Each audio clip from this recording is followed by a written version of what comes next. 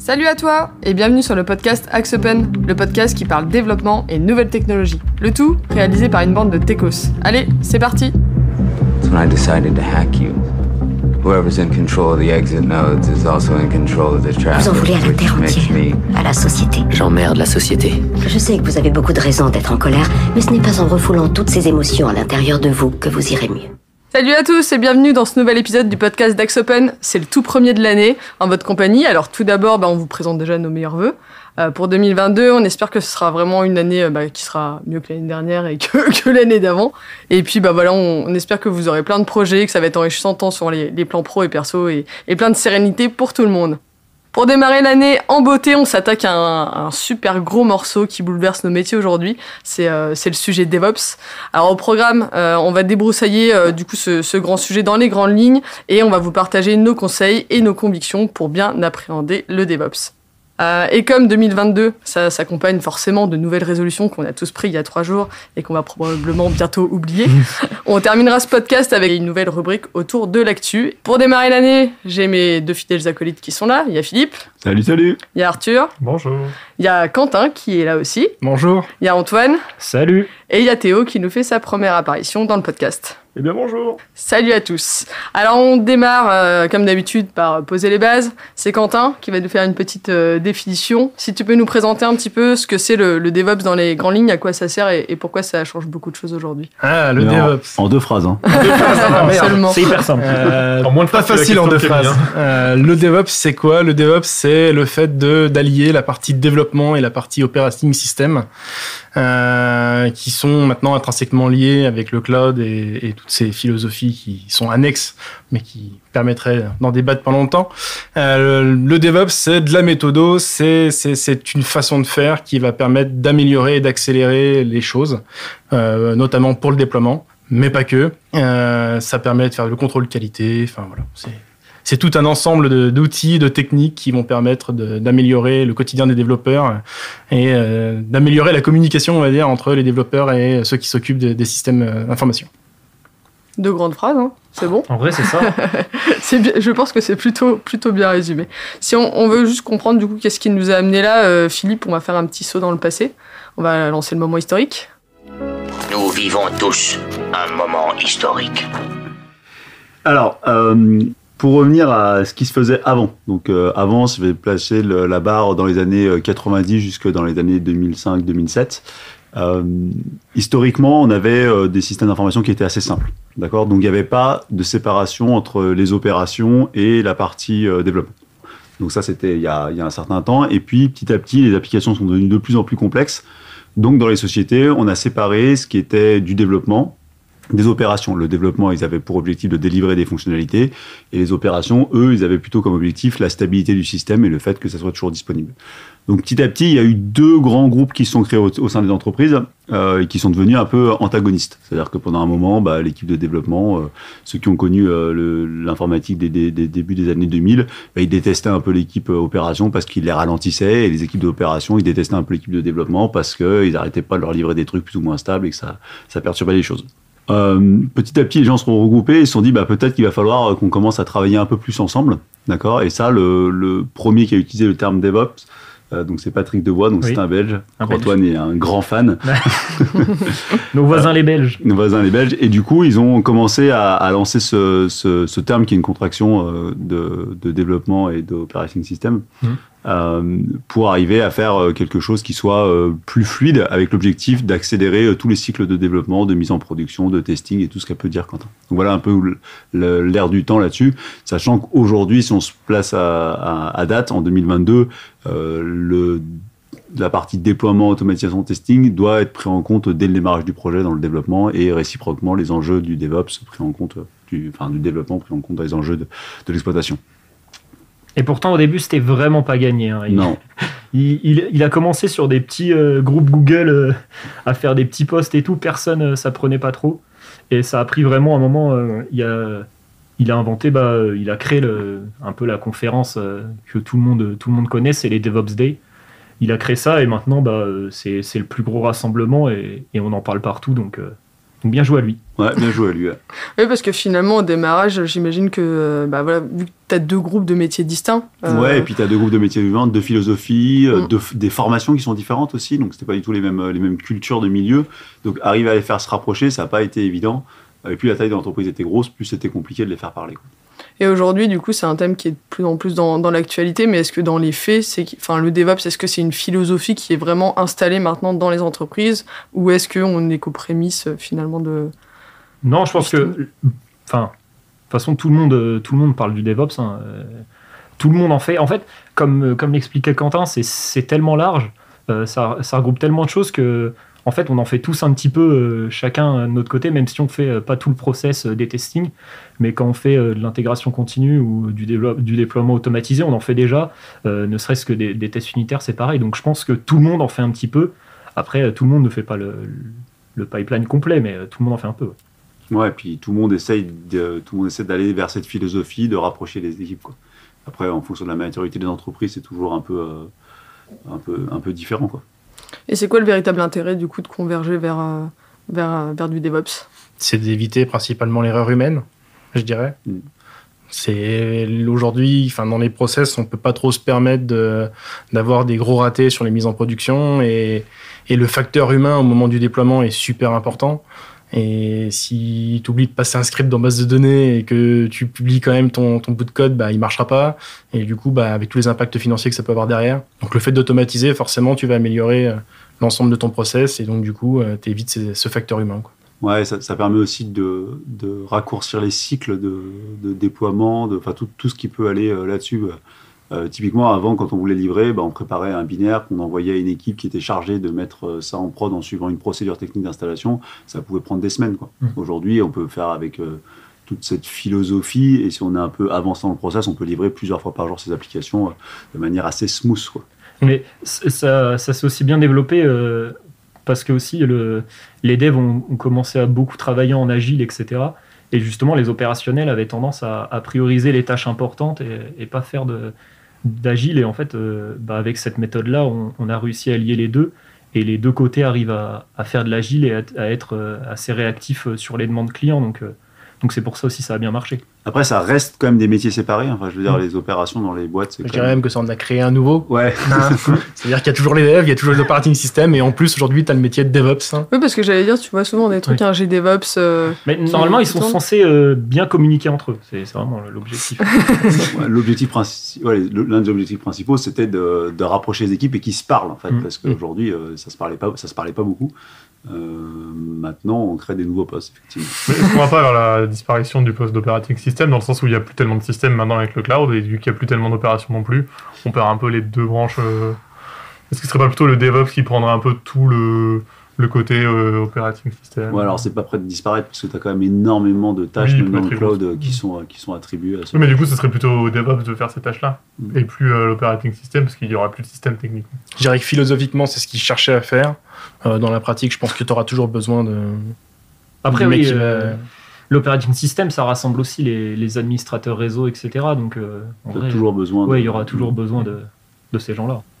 Et côté alors, nous qui sommes plutôt côté développeur de base, pour le développement d'applications, cette philosophie de DevOps, concrètement, est-ce que ça a changé des choses dans la manière dont on conçoit les applications ? Alors oui, je pense que ce qui a changé, c'est que le développement était un peu en avant sur la philosophie agile qui a rattrapé la partie opérationnelle, mais ce qui a changé fondamentalement, c'est qu'avant, on n'en avait absolument rien à faire de la partie infrastructure, opération, ça ne nous concernait même pas. On faisait notre application, et puis à la fin des fins, on faisait des réunions avec l'équipe opération, on leur disait, comment vous allez exploiter ça, quoi. C'était ça. Aujourd'hui, c'est pas du tout le cas. C'est-à-dire que dès le début du projet, on commence à dire dès le début comment ça va être exploité, par qui ça va être exploité, dans quel contexte, dans quel environnement, quels sont les outils. Et on met quasiment dès le début, tout de suite, cette chaîne de pipeline qui va faire du code jusqu'à l'opération et la monitoring et l'opérabilité, tout ce qui tourne autour. Donc vraiment, on le prend en compte en amont et ça change quand même franchement les choses, quoi. Ne serait-ce que je rebondis sur les environnements. En dev, maintenant, c'est assez simple pour nous de développer une application en local et la pousser sur un serveur isoprod, mais en serveur de test. Alors qu'avant, peut-être qu'il fallait demander la création d'un serveur à l'operating system et ça pouvait créer des longueurs. Donc, Ça a vraiment simplifié et on a moins de surprises en arrivant en prod, quoi. Et l'impact du cloud dans tout ça? Alors, c'est de base sur le DevOps, ça n'a pas de lien entre l'un et l'autre. Néanmoins, c'est souvent relié puisque en fait, on va vers des systèmes cloud et du coup, on a besoin de cette. Dans la tête des gens, le DevOps, c'est un peu le gars aussi qui maîtrise le cloud. Dans beaucoup de clients, même ça n'a pas vraiment de sens, mais en tout cas, c'est ce gars qui est capable de faire des pipelines générales et déployer des Docker sur Internet, quoi. C'est un peu ça dans la philosophie, même si c'est pas du tout ça dans la vraie vie, mais c'est un peu ce qui est retenu par les entreprises, quoi. Il y a beaucoup de cas où vous avez des boîtes qui sont un petit peu avec deux équipes bien séparées puis qui jettent un DevOps au milieu en disant du coup maintenant ça va être agile, quoi. C'est bon, on fait du cloud, les gars. Ouais, c'est ça, on fait du cloud et on a mis un DevOps, du coup c'est agile. Ouais. Non, pas exactement. Et comme c'est compliqué à définir, c'est compliqué aussi à situer en termes de métier. Et est-ce que le DevOps, typiquement, c'est quelque chose qui va... Enfin, cette philosophie, en tout cas, est adaptée maintenant à tous les projets de développement qui vont sortir? Ou est-ce qu'il y a encore des projets où on va se dire faut qu'on fasse autrement? Je dirais comme l'agile, c'est-à-dire que l'agile, en termes de développement, tous les projets maintenant sont plus ou moins développés en méthode agile. Enfin, c'est assez rare d'avoir des projets qui ne soient pas le cas. Et pareil pour le DevOps, c'est intégré dans chacun des projets. On va dire, c'est une perte de temps au début. Mais c'est tellement un gain de temps sur le long terme que tu préfères perdre une demi-journée, une journée au début pour t'éviter tellement d'embrouilles à la fin, au milieu. Puis même, c'est tellement pratique, comme disait Antoine, de pouvoir en un clic déployer sur un environnement pour tester. Ouais, puis il n'y a pas que ça, il y a aussi le retour une fois que c'est en prod, le DevOps, ils ont un gros rôle de surveillance de la production, de remonter les alertes, enfin, c'est vraiment une boucle avec les développements pour que ça se communique tout le temps, quoi. Oui, ça inclut le monitoring de l'application, les feedbacks utilisateurs. Enfin, vraiment, le DevOps, c'est le QA, très large. C'est très large. Et en fonction de chaque entreprise, cette définition de DevOps, elle va un peu varier. Oui, le DevOps, ça englobe beaucoup de choses, mais chaque entreprise va l'utiliser à son propre niveau sans forcément développer toutes les capacités qu'on peut avoir dans le mouvement du DevOps. Après, je pense que l'idée, c'est de s'adapter aussi à son chacun à son contexte. Une boîte de 20 personnes, ça ne se gère pas une boîte de 100 personnes qui est 1000 personnes. Ça n'a rien à voir. Et puis quand il y a déjà des équipes en place, ça peut être compliqué aussi. C'est sûr. Si on rentre un peu dans le côté un petit peu plus pratique, tu parlais, Quentin, tout à l'heure, effectivement, que c'était un ensemble, finalement, le DevOps, un ensemble de méthodes, d'outils. Il y avait plein de choses qui se cachaient derrière. Si on rentre un peu plus dans le détail, du coup, il y a plusieurs parties. Il y a déjà la partie CICD. Si on peut détailler un petit peu du coup en quoi ça consiste et quels outils on peut utiliser du coup pour faire ça. Le CI/CD du coup, alors la partie CI, c'est tout ce qui va tourner autour de l'intégration, du testing et du contrôle qualité. C'est ce qui permet d'assurer à un développeur que quand il fait sa petite merge request sur Git, d'avoir un code qui est fonctionnel, qui soit à l'état de l'art et qui compile correctement. Ça permet également de faire tout un tas de tests autres. Alors ça peut être du test de qualité pure de code, avec un outil comme Sonar par exemple, mais ça peut être également aussi des tests avec Lighthouse de Google qui permet de tester les performances de son application, ce genre de choses. Ça, c'est toute la partie vraiment intégration. Et ensuite, on a le déploiement. Comme son nom l'indique, c'est pour déployer sur une infrastructure. Ça peut aller de l'application qu'on dépose simplement à la mise dans un conteneur Docker qu'on va déposer sur un cloud, à même la configuration d'une VM par biais de script Ansible pour aller configurer carrément son service ou ses petits fichiers dans sa VM, quoi. Et les principaux outils, du coup, je sais que nous, on utilise pas mal GitLab. Nous, on est sur GitLab. Ouais. Après, très utilisé, c'est Jenkins. Et après, c'est créé ces dernières années tout un tas de multiples outils qui s'appellent CircleCI, genre de choses, qui mettent à disposition, en fait, la vraie question, c'est de mettre à disposition des agents. C'est ça qui vont permettre de faire le CI/CD. Et c'est donc, encore une fois, une question de ressources et de prix de ressources. Et donc, chacun se bat en mettant un prix ultra concurrentiel avec une puissance derrière de VM qui est folle pour pouvoir faire les actions qu'on a besoin de faire, quoi. Ouais, parce que ce qui change par rapport à avant, je ne sais pas si c'est dans une de tes questions, mais avant, on avait tendance à compiler globalement l'application sur son poste et de l'envoyer en prod. Ouais. Là, ce que ça change, c'est que l'application, elle est compilée par un agent, comme l'a dit Quentin. Et ça a un intérêt, c'est-à-dire qu'on va compiler dans un agent quelque part, vraiment un Docker, une VM, enfin peu importe. Et on va la compiler dans un environnement qu'on maîtrise 100% parce qu'il est entièrement scripté. Donc on est certain des librairies qui vont être utilisées dans la compilation. Donc on a beaucoup moins d'effets de stress en passant d'un environnement à un autre environnement avec des versions de librairies qui peuvent changer dans le cas de ce genre de choses. Donc c'est vraiment une philosophie différente de manière de compiler par rapport à ce qu'on a pu avoir dans les Et dans le terme compilé, je le fais au sens large, c'est pas forcément de la compilation, mais dans cette phase de production du livrable qui va être changé. C'est notamment très pratique quand on a plusieurs projets. Je vois, nous, des fois, on est sur 2-3 projets en même temps, et il suffit que pour l'un des projets, on ait besoin de faire une mise à jour, je sais pas, de Node.js ou d'une librairie. Et en fait, on se rend pas compte que du coup, un autre projet du coup n'est plus isoprod, et quand on le build, ça peut casser. Alors que c'est vrai qu'avec l'utilisation d'agents, on sait que ce sera toujours cette librairie, toujours tout ci, tout ça. On sera toujours sur un Linux, on aura tout ce qu'il faut, et ce sera forcément, logiquement, ça devrait forcément marcher. Et ça évite aussi du stress et de l'incertitude. Ça limite l'erreur. C'est ça, l'erreur humaine. Hein. L'erreur humaine. On va La toujours fameuse. la même chose. C'est pour ça qu'on automatise plein de choses. Et c'est avec du coup DevOps qui est arrivé tout ce qui était containerisation, Kubernetes, Docker, ou finalement c'est des choses qui sont pas arrivées vraiment. C'est des technologies qui n'ont entre guillemets rien à voir, mais qui sont arrivées à peu près au même moment et qui sont utilisées l'une par l'autre. Donc, mais en soi, il n'y a pas de lien fort entre un Docker et la pipeline CI/CD. C'est juste que c'est pratique de faire de la containerisation pour, comme l'a dit Arthur, sandboxer un peu les environnements et compagnie. Et puis la partie production, c'est pratique d'en avoir pour faire de la mise à l'échelle, enfin tout un tas de raisons. Mais c'est pas des technologies qui sont fondamentalement liées, vous pouvez utiliser l'une sans l'autre, mais généralement dans les contextes, on en retrouve souvent ensemble. D'accord. Tu parlais, Antoine, tout à l'heure d'Ansible.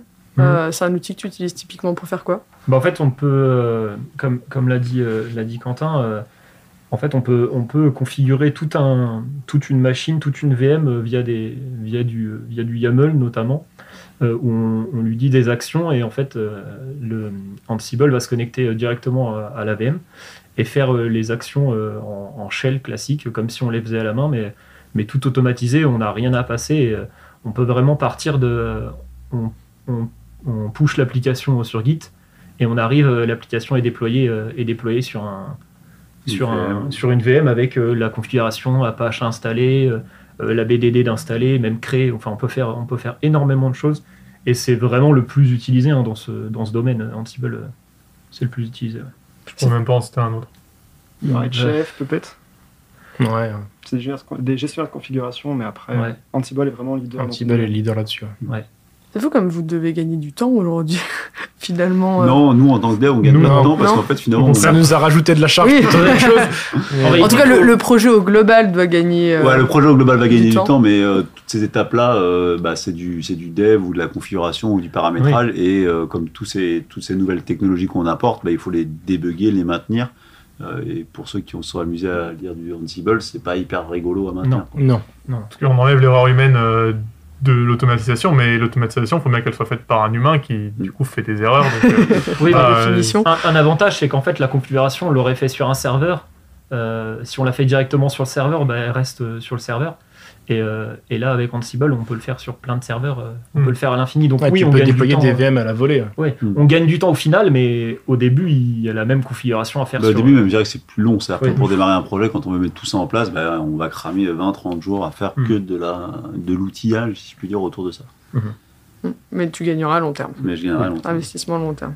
Et côté, du coup, vous parlez côté suivi, etc. En monitoring, c'est pareil, vous avez des outils spécifiques que vous mettez en place ? Alors ça, moi je prends la parole là, parce que c'est un peu la plaie, je trouve, de tout ce DevOps, c'est que quand ça marche bien, c'est magique. Mais quand ça commence à bugger dedans, franchement, débugger, va comprendre pourquoi ton Docker il s'est pas déployé, pourquoi ton NPM il est pas dans la même version, pourquoi ça n'a pas marché dans cet environnement particulier, c'est vite prise de tête, quoi. Quentin, je te vois sourire, mais c'est vrai. Parce que souvent, on fait appel à moi dans ce genre de cas. Oui, c'est toujours la grosse galère. Il faut savoir lire des milliers de lignes de code, de lignes de log. Qui sont plus ou moins accessibles. Dans lequel tu as plus ou moins paramétré de la verbosité, ce qui fait qu'il y a des fois, tu n'as pas l'info, et en fait, ça a bugué. Enfin, puis ça peut être très long, parce que des fois, les phases de compilation peuvent prendre presque plusieurs heures. On a des clients pour lesquels les phases de compilation vont prendre peut-être une demi-heure, 3/4 d'heure. Sauf que si c'est à la 45e minute que ton script il est planté, il faut chaque fois que tu refasses les 45 minutes avant pour arriver à ce moment de plantage. Je connais bien ça avec les scripts Ansible. C'est la dernière étape qui plante. Ça, t'as la mort. T'es content. Mais vous n'avez pas des outils aujourd'hui qui permettent de voir où est le problème et de vous aiguiller un peu plus ? Le problème, c'est le problème, et le log, il nous dit ça, mais il nous dit ça au bout de 45 minutes. Et puis il nous dit ça noyé dans 3 millions de Dans lignes. plein d'informations, qui disent, et donc- ok, et au milieu il y a une ligne. Ah, pas ok. Non, c'était ça en rouge. Après, Il n'y a pas de couleur. Il y a des outils de monitoring une fois l'application en production. Je pense à Application Insight pour Azure. Mais ça va pas nous remonter les logs de déploiement en fait. C'est Je vraiment. pense que tout le monde a eu ce cas de livrer un truc en prod hyper urgent et que la pipeline elle est pétée parce Oui. que ça t'en sait rien. Et un En fait, truc, c'est ça. L'application en elle-même, on a des outils pour la monitorer, mais c'est le pipeline en fait. C'est vraiment toute la partie qu'on peut appeler le DevOps avec le CICD. C'est vraiment là où on peut avoir des difficultés. Par exemple, Quentin parlait de Jenkins qui va lancer des agents. On ne sait pas tout le temps ce que fait l'agent. Les logs sont. Enfin, moi, ça m'est arrivé de lire des lignes. On ne comprend pas trop ce qu'il fait l'agent. Il se connecte en shell. Enfin, c'est assez bizarre. En plus, l'agent, une fois qu'il a été utilisé, il est détruit. Du Oui. coup, il n'y a plus de traces, donc il faut Oui. relancer. Un plaisir. Un plaisir.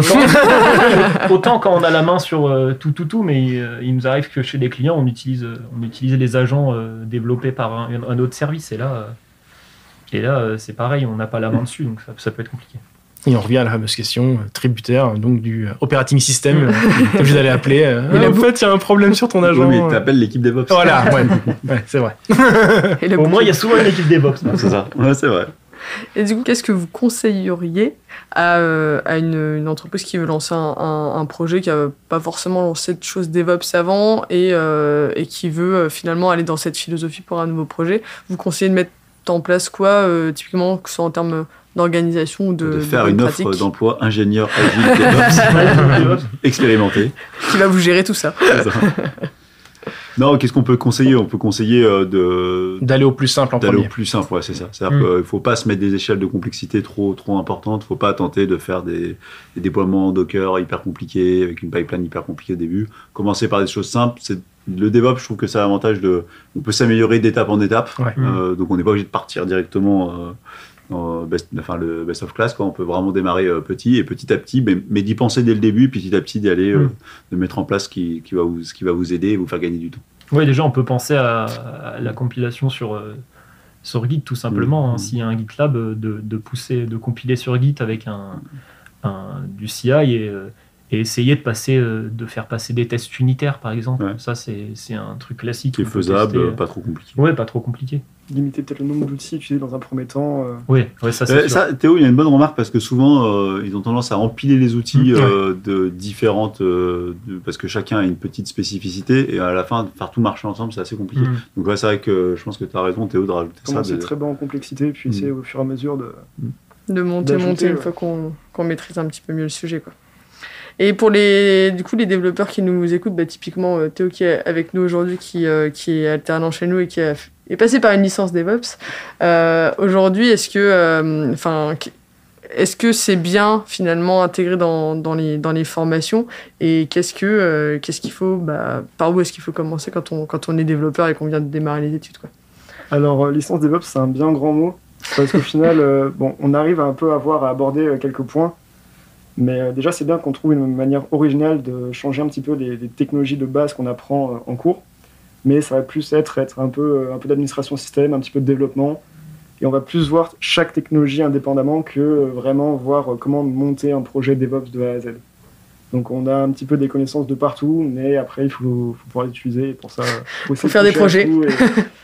Beaucoup de projets solo plutôt que des cours. Ouais. En même temps, c'est flou, la définition. À un moment, tu fais un cours Java, c'est assez simple. Tu fais du Java, tu fais du DevOps, en plus, comme ça s'est développé très très vite, il y a tellement d'outils concurrents et on ne sait pas trop lequel utiliser. C'est de voir un peu les leaders de marché à chaque fois. Ouais. Pas forcément. Puis comme disait Quentin, c'est vraiment une question de coût en fait. C'est qui fera la meilleure offre. Et vous pensez, pour terminer sur ce sujet, vous pensez que ça va aller comment sur les prochaines années? Il va y avoir des grosses évolutions, ou c'est quelque chose qui va simplement s'ancrer de plus en plus et ça va peut-être devenir des définitions de plus en plus simples, ou pas? Je dirais que ça fera comme on a fait dans le code. Ça va devenir tellement haut level que ça va être très simple à mettre en place, mais du coup, tu comprendras encore moins ce qui se passe en dessous, quoi. Donc, bonne ou mauvaise chose, déjà beaucoup de choses sont faites aujourd'hui. Il y a des commandes toutes simples qu'on peut faire pour déployer sur Azure. Sauf qu'en fait, tu maîtrises pas vraiment ce qui se passe derrière. Et tu abordes la chose en mode j'espère que ça a marché parce que je sais pas ce qui se passe derrière, quoi. Croisons les doigts. Croisons les doigts. En théorie, c'est utopique, mais après, est-ce qu'on perd pas un peu la main aussi sur tout le cycle du... Si, c'est tout l'intérêt de l'automatisation, c'est que tu automatises un maximum de choses, tout est fait en transparence et c'est comme quand tu fais un stream en Java, aujourd'hui c'est hyper simple, à l'époque c'était hyper compliqué et tu sais pas vraiment comment ça marche aujourd'hui quand tu l'abordes aujourd'hui, sauf qu'il y a que les anciens qui savent comment vraiment derrière, hein Philippe? Ouais, ça va, hein. Bon, c'est un peu ce qu'on a commencé à faire avec tout ce qui est serverless. On abstrait le serveur pour juste avoir le code. Et je pense qu'au final, ça va... Déjà, avec Docker, on abstrait déjà beaucoup tout ce qui est système. Et je pense que ça va continuer dans ce sens-là.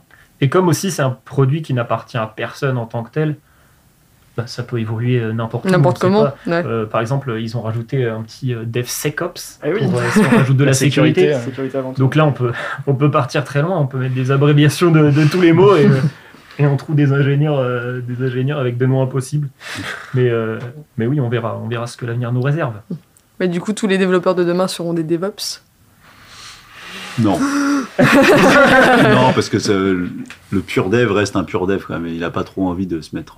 Non, je pense que le développement restera un métier bien spécifique. Par contre, un développeur qui n'a pas connaissance de cette myriade de technologies, il aura du mal à se faire comprendre. Mais de là à dire qu'il faut qu'il les maîtrise, c'est vraiment un boulot à part entière. Il faut avoir connaissance, quoi. Ça marche. Bon, merci du coup pour vos avis sur ce sujet. On va passer du coup à coup de gueule. C'est tout naturellement qu'on va donner le bâton de la parole à Philippe qui adore ça. Au hasard. Non, Je comprends pas pourquoi. Ouais, je sais pas, c'est bizarre, hein. C'est une sale gueule. Alors, je vais faire un moment juste pour me défouler et ça va être en lien avec le thème d'aujourd'hui. Et un peu l'écologie, parce qu'il faut être dans dans l'actualité. En fait, je me disais, quand on réfléchit tout ce qu'on fait avec la pipeline CI/CD, je me dis, est-ce que ça a vraiment du sens intellectuellement de se dire que quand vous compilez un bout de code, vous le poussez à travers un serveur qui lui-même va aller instancier un certain nombre d'agents, c'est-à-dire démarrer physiquement des machines que vous ne voyez pas à travers Internet, hein, c'est un peu ce qui se passe, dans lequel vous allez déployer vos bouts de code qui doivent faire 100 kilooctets, et après vous allez télécharger peut-être 500, 1 giga de librairie à travers Internet pour compiler votre application, pour aller le déployer sur un autre truc qui va redémarrer un temps de serveur, et on se dit, est-ce que c'est vraiment pertinent de faire ça alors qu'on pourrait compiler sur son poste un pauvre binaire? Ça sent le node module quand même. Quoi? Et tout ça pour qu'à la fin vous dites, ah ouais, merde. Ça marche pas. Ah, bon, du coup je recommence. Et vous faites ça des fois peut-être 10, 15, 20 fois dans une journée, et en fait si vous aviez, alors on l'a pas aujourd'hui, mais si vous aviez le bilan énergétique de la livraison, je pense que ça nous ferait tous un peu peur, quoi. Avec une moyenne de 400 déploiements par jour à Axo. Ouais, et c'est vrai qu'on a tendance à dire on le voit pas parce qu'en fait il suffit de cliquer et on n'a pas l'impression de polluer ou on n'a pas l'impression de faire un truc complètement surréaliste, mais en fait si vous regardez les flux que ça génère, c'est quand même complètement stratosphérique. Voilà. C'est un moment haineux gratos. Conclusion, oubliez ce podcast. Ça dénonce. Parce qu'en fait, c'est vrai que c'est mieux la chaîne DevOps, mais tu te dis quand même, on a encore beaucoup de progrès à faire sur la partie écologie. C'est clair. Après, c'est tout ce qui est la thématique du Green IT et on en reparlera. Voilà, je pense, moi, dans j'ai un beaucoup de futur gens qui podcast, font de la morale sur des Green IT et qui déploient des conteneurs à travers Internet. Je me dis, soyez c'est cohérents. compliqué, quoi. Je suis d'accord pour recycler mes papiers, mais est-ce que vraiment c'est pertinent? Voilà. Je reprends ma casquette gentille. Non, c'est beau. Non, mais je pense qu'on approfondira dans un prochain podcast le Green IT, parce que c'est vrai que c'est un sacré le sujet. greenwashing IT, puisqu'on peut rajouter. On peut glisser des mots. Des mots, ouais. On va passer à notre moment maintenant.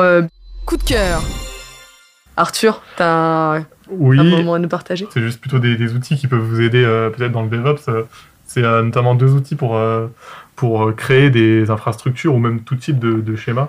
Donc il y a Cloudcraft, qui est un outil qui est exclusivement utilisé pour AWS, qui permet de faire des schémas en 3D de vos infrastructures AWS, et ensuite de les exporter en format alors j'ai oublié le nom, mais de AWS, qui permettra de vous créer l'infrastructure automatiquement sur Amazon web service. Quentin, Azure ont l'équivalent ou pas? Non. Pas du tout. Voilà.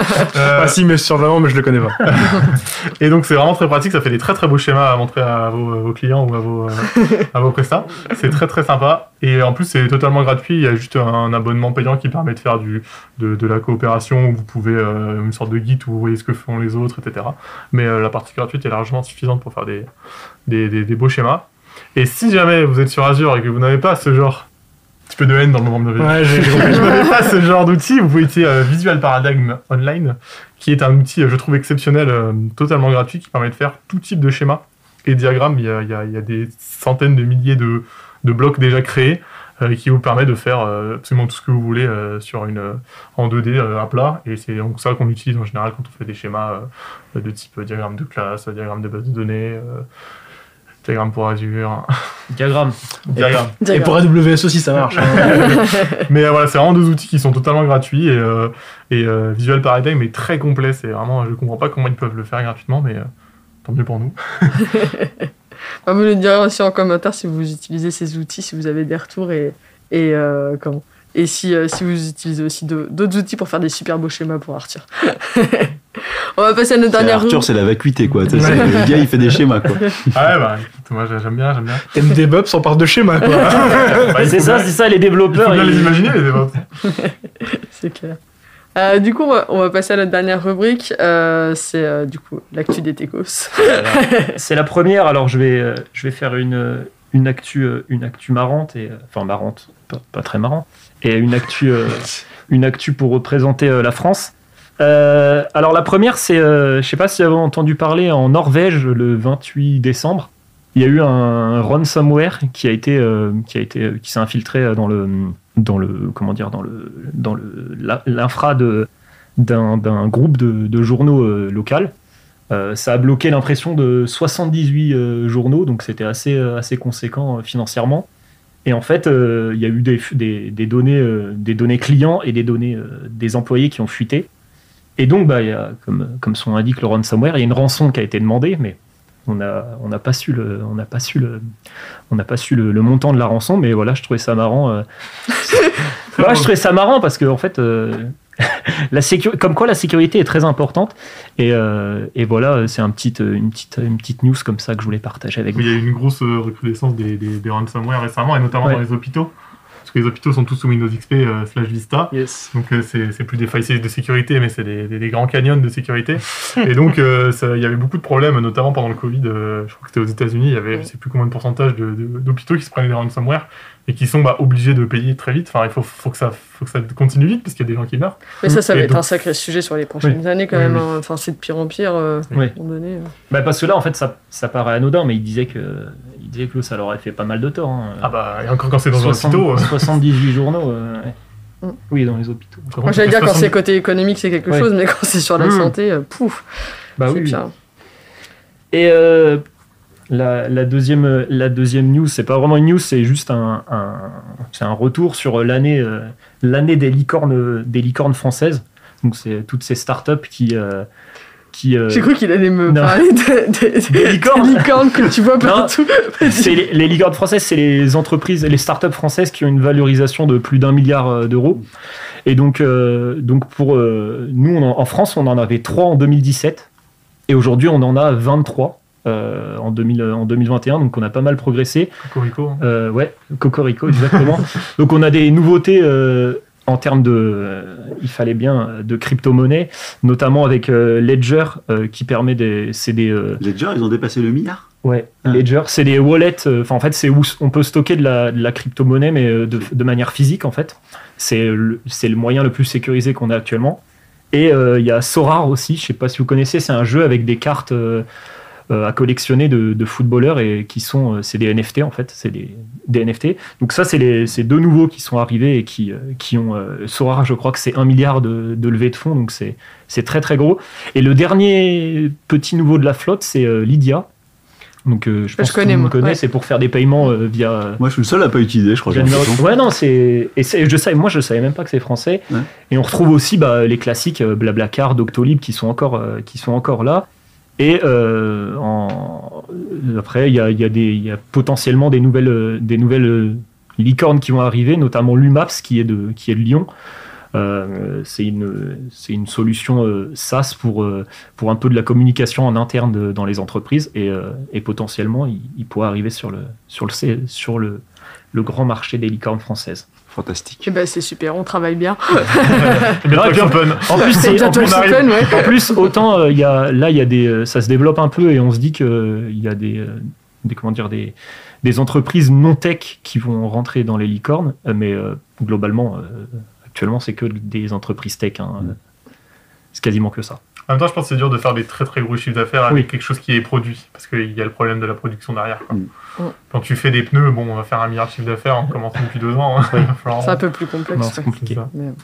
Bon, merci du coup Antoine pour ces actus. Et puis merci à tous de nous avoir écoutés. On vous souhaite encore une super année 2022, plein de projets. Puis on se dit à tout bientôt pour de nouveaux podcasts.